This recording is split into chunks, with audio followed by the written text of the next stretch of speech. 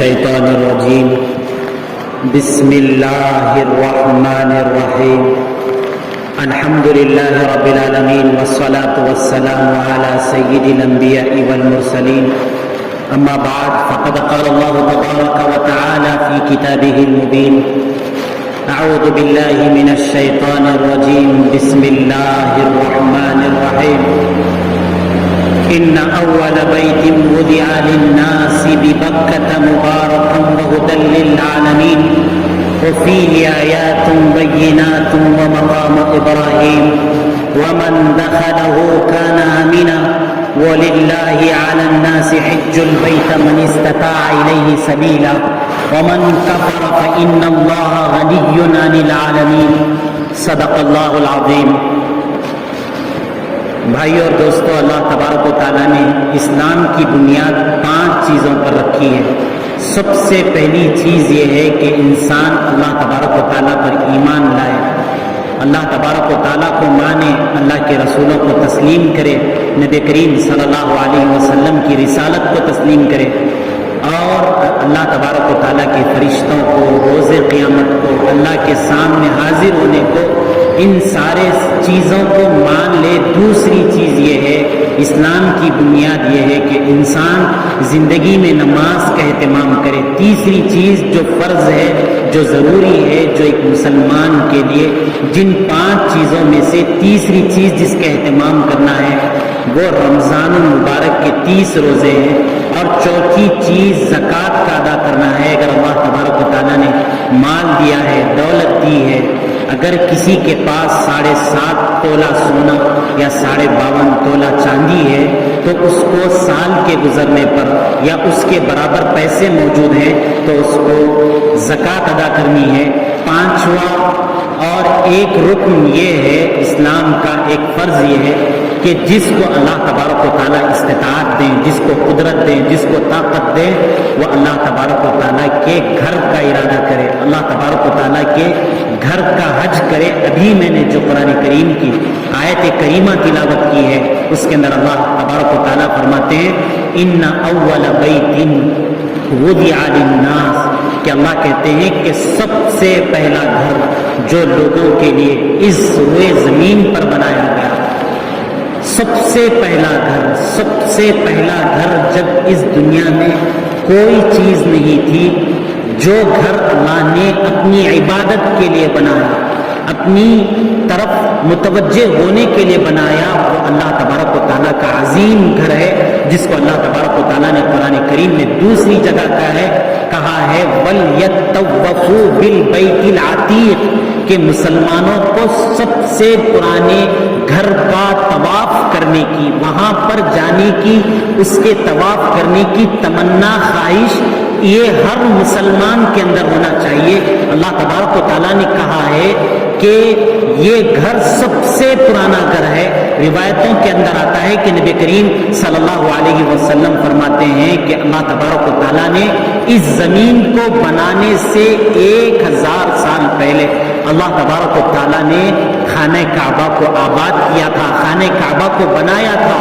پھر فرماتے ہیں کہ ثم دحیت الارض،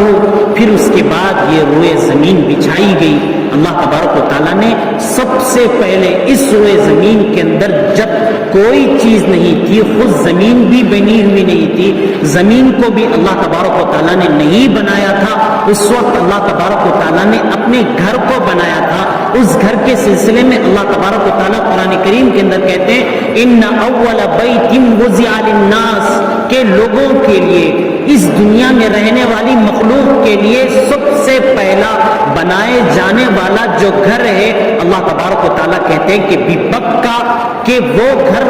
بکہ کے اندر ہے، وہ مکہ کے اندر ہے.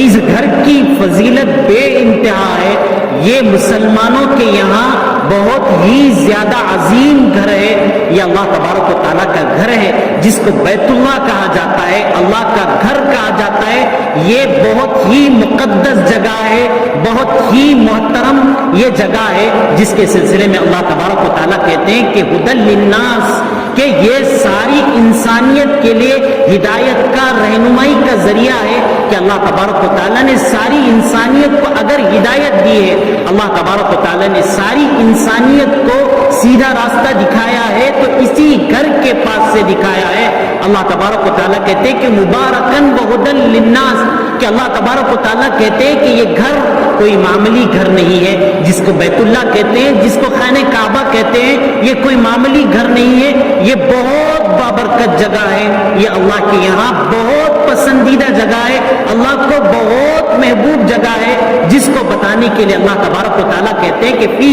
آیات بینات، اللہ کی بے شمار نشانیاں ہیں تلاش کرنے والے کے لیے، ڈھونڈنے والے کے لیے۔ اگر کوئی شخص عمرے کو جاتا ہے، حج کو جاتا ہے، تو اس کو جانے سے پہلے وہاں پر جو اللہ نے نشانیاں رکھی ہیں، اپنی قدرت کی جو نشانیاں رکھی ہیں، جو محترم مقامات رکھے ہیں، جو محترم جگہ رکھی ہیں، آدمی کو اس کا علم ہونا چاہیے تاکہ وہ ان مقدس جگہوں کو وہ جان سکے، ان کا جیسا احترام کرنا ہے، جیسا ان کے تقدس کو بجا لانا ہے، وہ اس طریقے سے کر سکے۔ اللہ تبارک و تعالیٰ کہتے ہیں کہ وَلِلَّهِ عَلَى النَّاسِ حِجُّ الْبَيْتَ مَنِ اسْتَطَاعَ إِلَيْهِ سَبِيلًا، اللہ کہتے ہیں کہ جس کو قدرت ہے، جس کو طاقت ہے، جس کو اس گھر کو جانے کی اللہ تبارک و تعالیٰ نے طاقت دی ہے، قدرت دی ہے، وہاں تک پہنچنے کے لیے اس کے پاس وسعت ہے، مال و دولت ہے، تو اللہ تبارک و تعالیٰ کہتے ہیں کہ ایسے شخص کو اس گھر کو ضرور جانا چاہیے، اس گھر کا دیدار ضرور کرنا چاہیے، اس گھر کے سامنے میں جو ہمارا دراصل قبلہ ہے، جس کی طرف ہم رخ کر کے نماز پڑھتے ہیں، جتنی ہماری مسجدیں ہیں یہ خانہ کعبہ کی طرف رخ کر کے بنائی جاتی ہیں، دراصل جو رخ ہے وہ خانہ کعبہ ہے، یہ ساری مسجدیں تو اس کی طرف جہت کر کے بنائی جاتی ہیں، اس طرف رخ کر کے بنائی جاتی ہیں۔ حالت یہ ہوتی ہے کہ آدمی مسجد میں ہو یا کسی اور جگہ پر ہو، اگر وہ جان بوجھ کر غلطی سے نہیں، اگر خانہ کعبہ کی طرف منہ کر کے نماز نہیں پڑھتا ہے تو اس کی نماز بھی نہیں ہوتی ہے۔ یہ مسلمانوں کا قبلہ ہے، یہ مقدس جگہ ہے، یہ اللہ تبارک و تعالیٰ کا گھر ہے۔ اللہ تبارک و تعالیٰ کہتے ہیں کہ ومن کفر، ہم اپنے اس گھر کی تعریف اپنی کتاب کے اندر اتنی زیادہ کر رہے ہیں، ہم کہہ رہے ہیں کہ یہ مبارک گھر ہے، یہ مقدس جگہ ہے، جہاں سے سارے لوگوں کو ہدایت ملی ہے، سارے لوگوں کو رہنمائی ملی ہے۔ اس کا جس کو طاقت ہو اس گھر کا دیدار کرنا چاہیے، اس گھر کے پاس جس کو جانے کی استطاعت ہے اس کو جانا چاہیے۔ لیکن اگر کوئی شخص ومن کفر، اگر کوئی شخص اس کا انکار کرتا ہے کہ اللہ کے اس گھر کی اہمیت نہیں ہے، نعوذ باللہ اگر کوئی شخص اس کا انکار کرتا ہے تو اللہ تبارک و تعالیٰ کہتے ہیں کہ فإن اللہ غنی عن العالمین، اللہ تبارک و تعالیٰ کو سارے جہاں والوں سے کوئی ضرورت نہیں ہے، اللہ کسی کے محتاج نہیں ہے۔ میرے گھر کے پاس آؤ گے، میرے گھر کے پاس جو مقدس چیزیں ہیں اگر اس کا تم احترام کرو گے، اس کا دیدار کرو گے، وہاں پر جا کر اللہ تبارک و تعالیٰ کے لیے طواف کرو گے، وہاں پر جا کر عمرے کو ادا کرو گے، وہاں پر جا کر حج کو ادا کرو گے تو اس میں تمہارا فائدہ ہے۔ اگر تم نہیں جاؤ گے تو اللہ تبارک و تعالیٰ کہتے ہیں کہ ہم تو بے نیاز ہیں، ہم نے اپنا مقدس گھر بنایا ہے، ہم نے اپنا مبارک گھر بنایا ہے۔ ہر مسلمان کے دل میں یہ تمنا ہونی چاہیے، ہر مسلمان کے دل میں یہ خواہش ہونا چاہیے کہ اللہ تبارک و تعالیٰ مجھے توفیق دے، اللہ تبارک و تعالیٰ مجھے یہ وسعت دے، اللہ تبارک و تعالیٰ مجھے یہ طاقت دے کہ میں اللہ کے گھر کا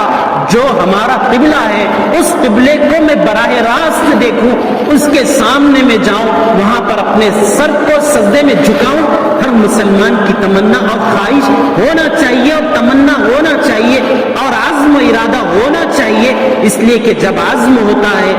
ہر کام کے کرنے سے پہلے انسان ارادہ کرتا ہے، ہر کام کے کرنے سے پہلے عزم کرتا ہے تو پھر وہ کام مکمل ہوتا ہے۔ ہم اگر عزم نہیں کریں گے کہ اللہ کے گھر کو جانا ہے، اللہ کے گھر کی عبادت کرنی ہے، اللہ کے گھر کو اپنے آنکھوں سے دیکھ کر اپنے آنکھوں کو ٹھنڈک پہنچانا ہے، اگر ہم اس کا عزم نہیں کریں گے تو اللہ کہتے ہیں کہ ہمیں تو کوئی ضرورت نہیں ہے. ہم اپنے گھر کی طرف اللہ تبارک و تعالیٰ نے حضرت ابراہیم علیہ السلام اللہ تبارک و تعالیٰ نے خانہ کعبہ کو تو اس وقت بنایا جبکہ یہ دنیا بنی ہی نہیں تھی. اللہ کے گھر کو اس وقت بنایا گیا جبکہ دنیا بنی ہی نہیں تھی. پھر اللہ تبارک و تعالیٰ نے جس وقت شروع میں اس گھر کو بنایا تو روایتوں کے اندر آتا ہے کہ اللہ تبارک و تعالیٰ نے ہیرے موتی مونگوں کے ذریعے سے اللہ تبارک و تعالیٰ نے اس گھر کو بنایا تھا. پھر اس کے بعد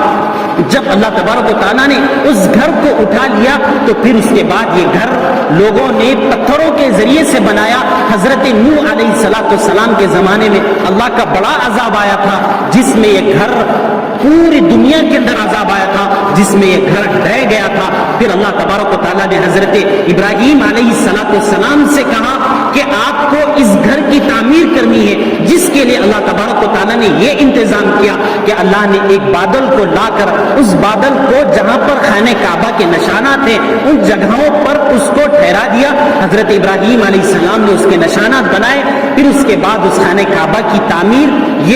اس کے بعد اس خانہ کعبہ کی تعمیر ہوئی. حضرت ابراہیم علیہ السلام حضرت اسماعیل علیہ السلام خانہ کعبہ کی تعمیر کر رہے تھے, خانہ کعبہ کو بنا رہے تھے. اللہ عز و جل سے کہا اے اللہ آپ کا گھر جب ہم بنا رہے ہیں تو یہ گھر تو بہت بلند ہو چکا ہے, اس کے اوپر تک جانے کی ہمارے پاس استطاعت نہیں ہے, ہمارے ہاتھ اوپر نہیں پہنچتے ہیں. تو اللہ تبارک و تعالیٰ نے جہاں پر حتیم ہے, حتیم میں ایک پتھر رکھا ہوا ہے جس میں حضرت ابراہیم علیہ السلام کے پیر کے نشانات ہیں. اللہ تبارک و تعالیٰ نے اس پتھر کو جنت سے, جنت کے پتھر کو حضرت ابراہیم علیہ السلام کو اللہ نے دیا کہ آپ اس پتھر پر ٹھہرے اور ٹھہر کر خانہ کعبہ کی تعمیر کریں. جیسے جیسے خانہ کعبہ کی تعمیر بلند ہوتی جائے گی اسی طریقے سے یہ جنت کا پتھر ہے, ساتھ میں یہ پتھر بھی بلند ہوتا جائے گا. اس طریقے سے حضرت ابراہیم علیہ السلام نے خانہ کعبہ کی تعمیر کی تھی. تعمیر جب حضرت ابراہیم علیہ السلام نے خانہ کعبہ کو بنا دیا تو اس کے بعد اللہ نے کہا وَأَذِّن فِي النَّاسِ يَأْتُوكَ رِجَالًا وَعَلَى كُلِّ زَامِرٍ يَأْتُونَ مِنْ كُلِّ فَجٍّ عَمِيقٍ. اے ابراہیم تم لوگوں کو آواز لگاؤ, تم لوگوں کو ندا لگاؤ کہ لوگ دنیا کے ہر کونے سے لوگ پیدل چل کر موٹی موٹی اونٹنیوں پر, چھوٹی چھوٹی اونٹنیوں پر سوار ہو کر دنیا کے ہر کونے سے, دنیا کی ہر نیچی زمین سے, دنیا کی ہر اونچی زمین سے لوگ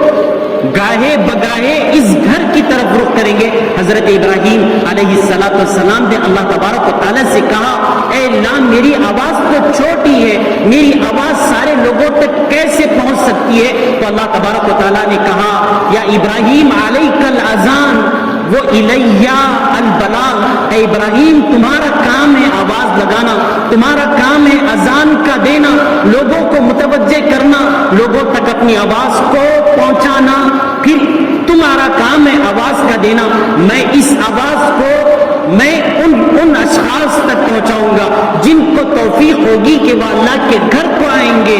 روایتوں کے اندر آتا ہے کہ حضرت ابراہیم علیہ السلام نے خانہ کعبہ کے پاس جس وقت آواز لگائی کہ اے لوگو ان اللہ بنا بیتن, کہ اللہ تبارک و تعالیٰ نے اے مسلمانوں تمہارے لیے ایک گھر بنایا ہے, فحجوہ. حضرت ابراہیم علیہ السلام نے کہا کہ اس کا حج کرو, اس کا عمرہ کرو. تو لوگ درجوق اس کی طرف جانے لگے. روایتوں کے اندر آتا ہے کہ جب خانہ کعبہ کی تعمیر کی گئی تو تعمیر کے بعد جب حضرت ابراہیم علیہ السلام نے آواز لگائی, ندا لگائی, تو اس کے نتیجے میں دنیا کے اندر کوئی جگہ نہیں تھی, کوئی چھوٹا گھر نہیں تھا, کوئی بڑا گھر نہیں تھا, کوئی جھاڑ نہیں تھا, کوئی پیڑ نہیں تھا, کوئی مٹی کی جگہ نہیں تھی. دنیا کی کوئی جگہ ایسی نہیں بچی جہاں پر حضرت ابراہیم علیہ السلام کی آواز نہ پہنچی ہو. جب ابراہیم علیہ السلام نے آواز دی تو اللہ تبارک و تعالیٰ نے کہا کہ جب تم آواز دو گے لوگوں کو کہو گے کہ ان ربی بنا بیتن, کہ میرے رب نے گھر بنایا ہے, فحجوہ, اس کا حج کرو. تو لوگ پوری دنیا سے لبیک. تو اس وقت جب ابراہیم علیہ السلام نے آواز لگائی تو جن کو اللہ نے حج کی توفیق دی, عمرے کی توفیق دی, خانہ کعبہ کی زیارت کی توفیق دی, جتنی مرتبہ انہوں نے لبیک لبیک لبیک کہا وہ اتنی مرتبہ اللہ کے گھر کا حج کرتے ہیں، اللہ کے گھر کا عمرہ کرتے ہیں جنہوں نے جتنی مرتبہ آواز لگائی، جنہوں نے جتنی مرتبہ ان کی ندا پر حضرت ابراہیم علیہ السلام کی آواز پر لبیک لبیک کہا، وہ لبیک لبیک کہتے ہوئے اللہ کے گھر پر حاضر ہوتے ہیں۔ تو بھائیو دوستو، یہ اللہ کا گھر ہے جس کو اللہ تبارک و تعالیٰ نے بنایا اور لوگوں کو دعوت دی کہ تم میرے گھر کی طرف آؤ، عمرہ کرتے ہوئے آؤ، حج کرتے ہوئے آؤ۔ اسی لیے اللہ کے رسول اللہ صلی اللہ علیہ وسلم نے فرمایا کہ عمرہ جو کرنے جاتے ہیں، جو لوگ عمرہ کرتے ہیں، یہ بہت زیادہ فضیلت کے حامل ہوتے ہیں، اور عمرہ کوئی معمولی چیز نہیں ہوتی ہے۔ نبی کریم صلی اللہ علیہ وسلم نے فرمایا العمرۃ الی العمرۃ کفارۃ لما بینہما، کہ ایک عمرہ کرنے کے بعد آدمی دوسرا عمرہ کرنے کی اس کو توفیق مل جاتی ہے تو درمیان میں جتنے گناہ ہوتے ہیں سارے کے سارے گناہ اس کے معاف ہو جاتے ہیں۔ پھر نبی کریم صلی اللہ علیہ وسلم نے فرمایا اگر کوئی شخص حج کے موقع سے حج کرنے کے لیے خانہ کعبہ کو جاتا ہے تو نبی کریم صلی اللہ علیہ وسلم نے فرمایا کہ الحج المبرور ما جزاؤہ الا الجنہ، کہ اگر کوئی شخص بہترین طریقے سے جیسے اللہ نے حج کرنے کے لیے کہا ہے اس طریقے سے حج کو کر لیتا ہے تو اللہ کے نبی کریم صلی اللہ علیہ وسلم فرماتے کہ اس کا بدلہ سوائے جنت کے کچھ بھی نہیں ہے۔ اسی لیے حدیث کے اندر آتا ہے کہ فمن حج، کہ جو شخص اللہ کے لیے حج کرتا ہے، خانہ کعبہ کو جاتا ہے، فلم یرفس ولم یفسق، جانے کے بعد جو زندگی میں معمول کے اعتبار سے زبان سے گالیاں نکلتے ہیں، زبان سے برے بول نکلتے ہیں اور گناہوں سے محفوظ رہتا ہے، خانہ کعبہ کو جانے کے بعد اپنے نگاہوں کو محفوظ رکھتا ہے، اپنی زبان کو محفوظ رکھتا ہے، تو اگر یہ اپنی نگاہوں کو محفوظ رکھے، اپنی زبان کو محفوظ رکھ کے حج کرتا ہے تو نبی کریم صلی اللہ علیہ وسلم فرماتے ہیں کہ اس کو کیسے ثواب ملتا ہے، یخرج من ذنوبہ کیوم ولدتہ امہ، کہ جیسے اس کی ماں نے اس کو جنا تھا، جس دن اس کو پیدا کیا تھا تو اس کو پیدا کرنے کے وقت میں اس کے ساتھ کوئی گناہ نہیں تھا۔ تو اللہ تبارک و تعالیٰ اگر صحیح طریقے سے کوئی شخص حج کو انجام دیتا ہے، حج کے فریضے کو جا کر لوگ جاتے تو ہیں لیکن صحیح طریقے سے انجام نہ دینے کی وجہ سے گھر کے پاس بھی موجود ہوتے ہیں تو وہی گالی گلوچ، اللہ کے گھر کے پاس جاتے ہیں تو وہی نگاہوں کی گندگی ہوتی ہے تو پھر حج مقبول نہیں ہوتا ہے اور اس کے گناہ معاف نہیں ہوتے ہیں اور اس کی صورتحال ایسی نہیں ہوتی ہے جیسے اس کے ماں نے اس کو جنا ہے۔ اس لیے اللہ والے کہتے ہیں کہ جب تم خانہ کعبہ کے پاس جاؤ تو تم کوشش یہ کرو کہ تم کسی غیر عورت کی طرف نگاہ نہ ڈالو۔ نبی کریم صلی اللہ علیہ وسلم فرماتے ہیں کہ اگر حرمین میں جا کر، خانہ کعبہ کے پاس جا کر اگر کوئی شخص اپنی غلط نگاہ کسی عورت کے اوپر ڈالتا ہے، اگر اللہ کو غصہ آ جائے تو اللہ تبارک و تعالیٰ اس کی آنکھوں کو بھی لے لے۔ ایسے بہت سے واقعات کتابوں کے اندر بیان کیے گئے ہیں کہ خانہ کعبہ کے پاس لوگ گئے ہیں اور انہوں نے بدنگاہی کی ہے، جیسے اپنے گھروں کے پاس غیر عورتوں کی طرف نظر ڈالتے ہیں ویسے ہی نظر ڈالنے کی کوشش کی تو اللہ تبارک و تعالیٰ نے ان کی نگاہیں وہاں پر لے لی۔ اس لیے کہتے ہیں کہ اگر کوئی شخص اپنی نگاہوں کی حفاظت کے ساتھ، اپنی زبان کی حفاظت کے ساتھ بہترین طریقے سے اللہ نے جیسے حج ادا کرنے کے لیے کہا ہے، اللہ کے عشق میں ڈوب کر اگر کفن جیسا کپڑا پہن کر اپنے حج کو مکمل کر لیتا ہے تو اللہ تبارک و تعالیٰ اس کو ایسے کر دیتے ہیں جیسے وہ اپنی ماں کی پیٹ سے آج ہی پیدا ہوا ہے۔ اسی واسطے نبی کریم صلی اللہ علیہ وسلم کہتے ہیں کہ شیطان اس دن سے زیادہ کبھی رسوا نہیں ہوتا ہے، کبھی ذلیل نہیں ہوتا ہے جس دن لوگ اپنے حج کو مکمل کرنے کے لیے جبل رحمت کے پاس وقوف عرفہ، جہاں پر امام خطبہ دیتے ہیں، جہاں پر حج کی تکمیل ہوتی ہے، اس دن شیطان نہایت ہی زیادہ ذلیل ہوتا ہے،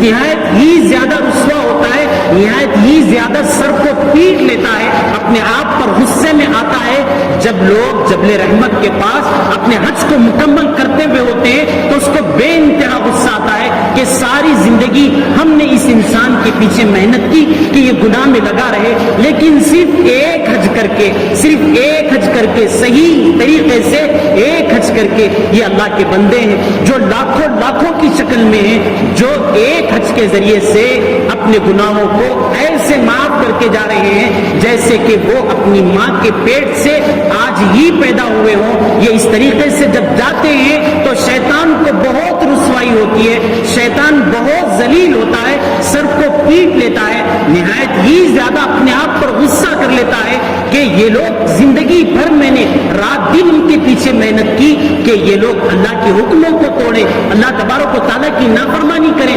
لیکن صحیح طریقے سے ایک حج کرنے کی وجہ سے اس کی صورتحال یہ ہو چکی ہے کہ اس کے سارے گناہ معاف ہو چکے ہیں۔ تو بھائیو دوستو، عمرہ یہ بڑی چیز ہے، حج یہ بڑی چیز ہے جو خانہ کعبہ کے پاس جا کر یہ دونوں چیزیں ادا کی جاتی ہیں۔ اسی لیے نبی کریم صلی اللہ علیہ وسلم فرماتے ہیں ان من الذنوب ذنوبا کہ کچھ گناہ وہ ہوتے ہیں، ان من الذنوب ذنوبا کہ کچھ گناہ وہ ہوتے ہیں جو خانہ کعبہ کو جا کر وقوف عرفہ میں ٹھہرے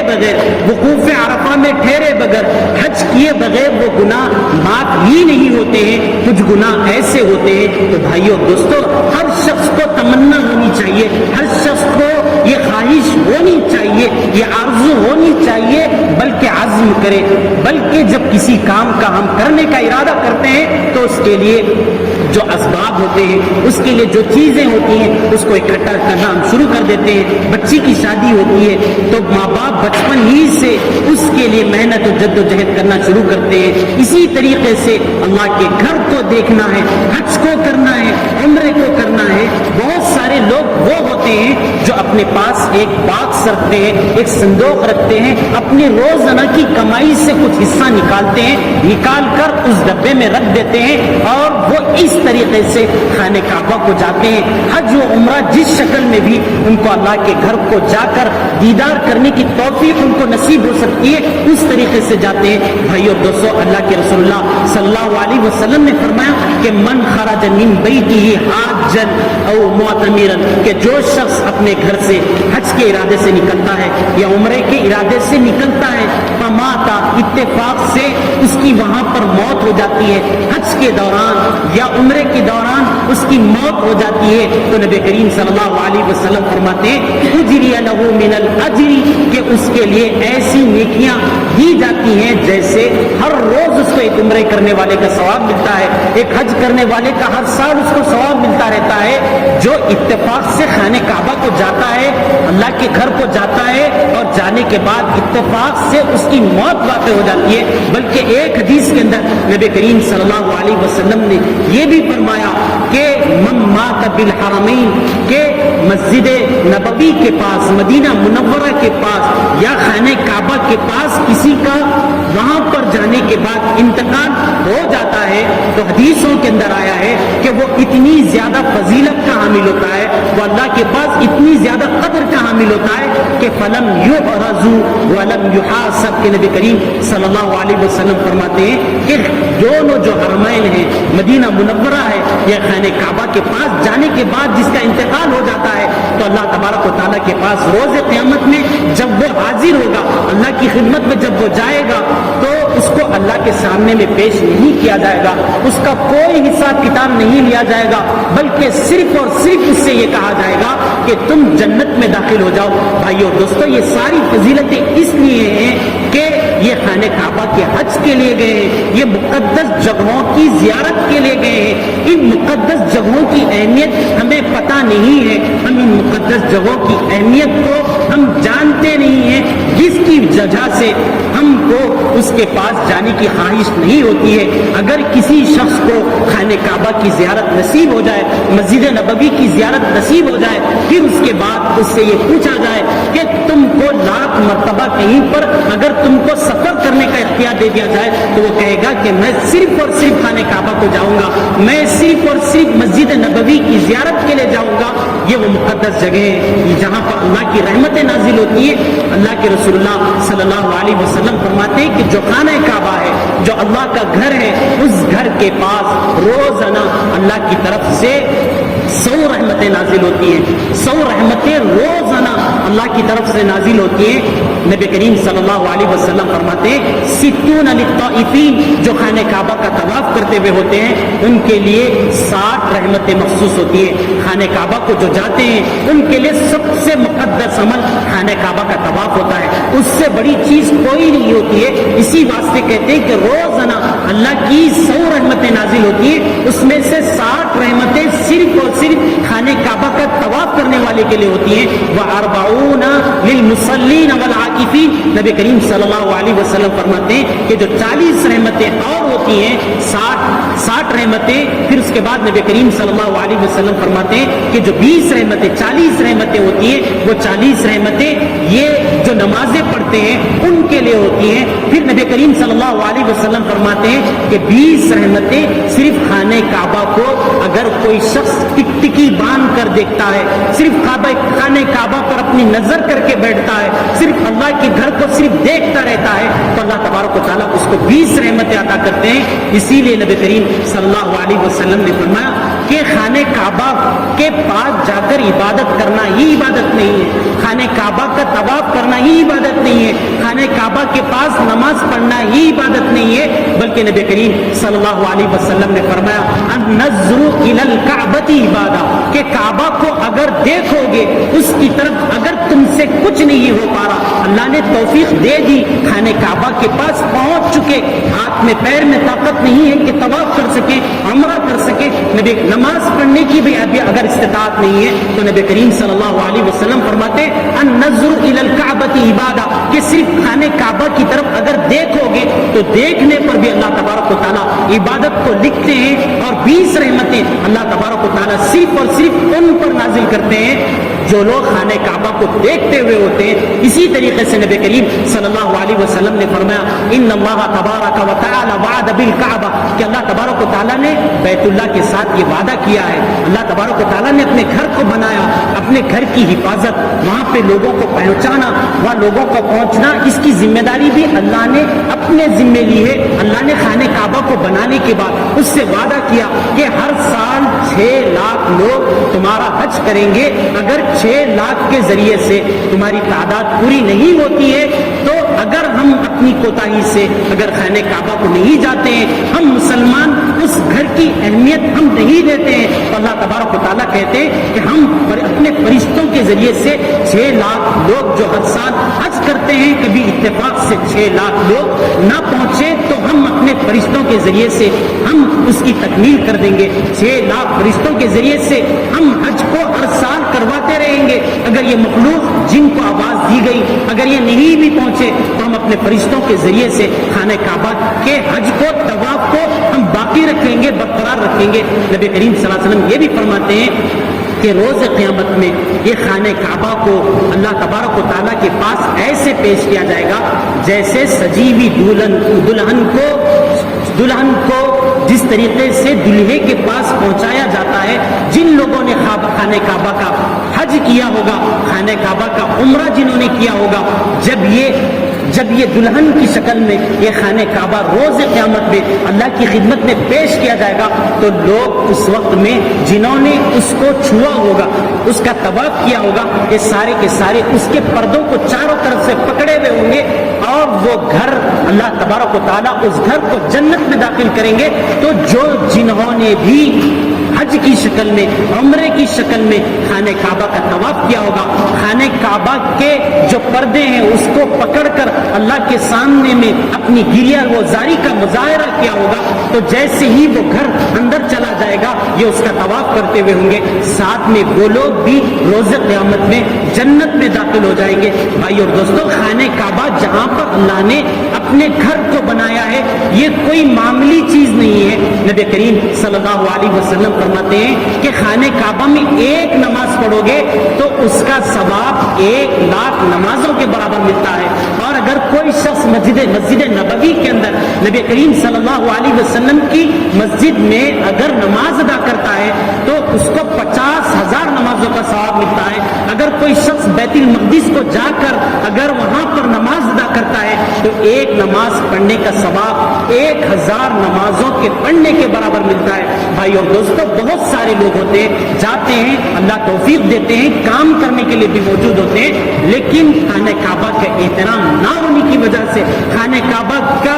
مقام ان کے دل میں نہ ہونے کی وجہ سے، خانہ کعبہ کے اطراف میں ہوتے ہوئے بھی وہ لوگ نمازوں کو ادا نہیں کرتے ہیں۔ اللہ تبارک و تعالیٰ آپ اپنے مقام پر ایک نماز پڑھیں اور خانہ کعبہ کے پاس جا کر ایک نماز پڑھیں تو 1,00,000 نمازوں کا ثواب ملتا ہے۔ اسی طریقے سے حدیث کے اندر نبی کریم صلی اللہ علیہ وسلم نے فرمایا کہ خانہ کعبہ کے پاس جا کر اگر ایک روزہ رکھو گے تو 1,00,000 روزہ رکھنے کا ثواب ملے گا۔ خانہ کعبہ کے پاس جا کر اگر 1 درہم صدقہ کرو گے، 1 درہم دو گے اللہ کے راستے میں تو 1,00,000 درہم دینے کا ثواب ملے گا۔ کوئی بھی نیکی کرو گے، کسی بھی قسم کی کوئی بھی نیکی کی توفیق اگر خانہ کعبہ کے اندر موجود ہوتے ہوئے کرو گے تو اللہ تبارک و تعالیٰ کہتے ہیں کہ ہر نیکی کا ثواب 1,00,000 نیکی کے برابر ملتا ہے، جس کو اپنے مقام پر حاصل کرنے کے لیے آدمی کو بڑی محنت کرنی پڑتی ہے، بڑی جدوجہد کرنی پڑتی ہے۔ اسی طریقے سے نبی کریم صلی اللہ علیہ وسلم نے فرمایا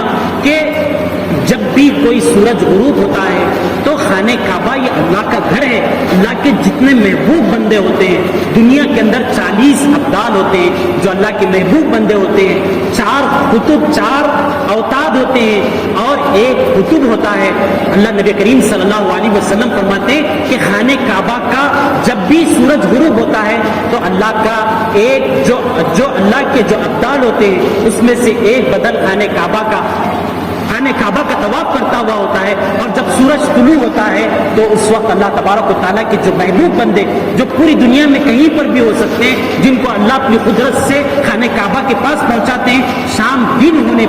دن و شام ہونے پر ایک اللہ کا جو بدل ہوتا ہے، ابدال میں سے ایک بدل وہاں پر عمرہ کرتا ہوا ہوتا ہے، اور اسی طریقے سے صبح ہونے پر اللہ کے جو اوتاد ہوتے ہیں جو 4 ہوتے ہیں ان میں سے ایک وہاں پر اس خانہ کعبہ کا طواف کرتا ہوا ہوتا ہے۔ تو بھائیو دوستو، یہ خانہ کعبہ کوئی معمولی چیز نہیں ہے، اسی لیے نبی کریم صلی اللہ علیہ وسلم فرماتے ہیں کہ جب تک تمہاری زندگی ہے، جب تک تمہاری حیات ہے، تمہارے جسم کے اندر اللہ تبارک و تعالیٰ نے جان رکھی ہے، جب تک تمہاری سانسیں چل رہی ہیں، نبی کریم صلی اللہ علیہ وسلم فرماتے ہیں اکثروا من طواف هذه الكعبہ، کہ اس کعبے کا جتنا طواف ہو سکتا ہے، اللہ کے گھر کو جتنا جا سکتے ہیں، جتنی کوشش اور محنت کر سکتے ہیں کر لو، اس لیے کہ نبی کریم صلی اللہ علیہ وسلم فرماتے ہیں کہ فإنه يرفع، ایک وقت آئے گا کہ اللہ تبارک و تعالیٰ خانہ کعبہ کو اٹھا لیں گے،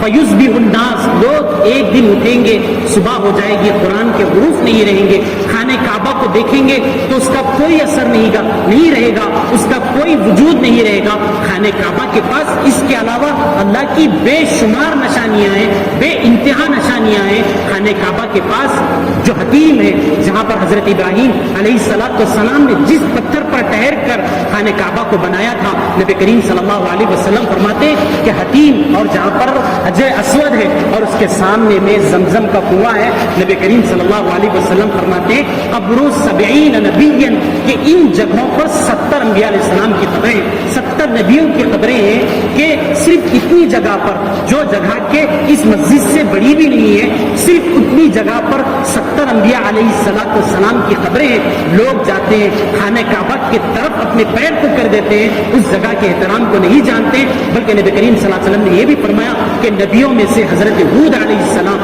حضرت صالح علیہ السلام، حضرت یوسف علیہ السلام، حضرت ابراہیم علیہ السلام، حضرت اسحاق علیہ السلام، ان کی خبریں خانہ کعبہ کے پاس انبیاء علیہ السلام کا معمول تھا کہ جب یہ خانہ کعبہ کے طواف کے لیے جاتے تھے تو ایک مقام پر جہاں پر خانہ کعبہ کے جو حدود ہوتے ہیں اس کے شروع ہونے سے پہلے اپنے چپل کو، اپنے جوتوں کو رکھ کر جایا کرتے تھے۔ تو بھائیو دوستو، یہ خانہ کعبہ یہ بڑی اہمیت کی جگہ ہے، بڑی فضیلت کی جگہ ہے، اس کے بے شمار اللہ تبارک و تعالیٰ نے اس کی پاس نشانیاں رکھی ہیں، نہایت ہی محترم جگہ ہے۔ ایک ایک قدم پر نبی کریم صلی اللہ علیہ وسلم یہ بھی فرماتے ہیں کہ خانہ کعبہ کے ایک حصے پر حجر اسود ہے اور دوسرے حصے پر رکن یمانی ہے۔ نبی کریم صلی اللہ علیہ وسلم فرماتے ہیں کہ جہاں پر حجر اسود ہے وہاں پر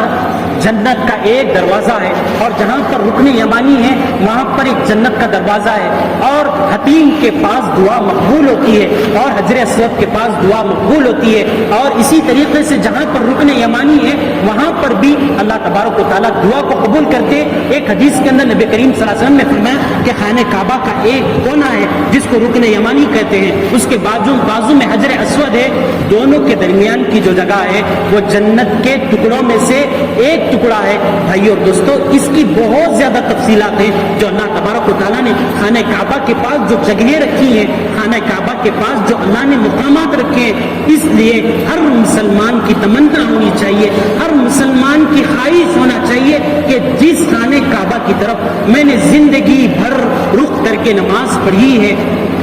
واقعاتاً یہ جان لیجئے کہ نماز کی حقیقت بھی آدمی کو اسی وقت حاصل ہو سکتی ہے جبکہ وہ خانہ کعبہ کو دیکھ کر آ کر نماز پڑھے۔ یہ جتنی مسجدیں ہیں ان مسجدوں کا صرف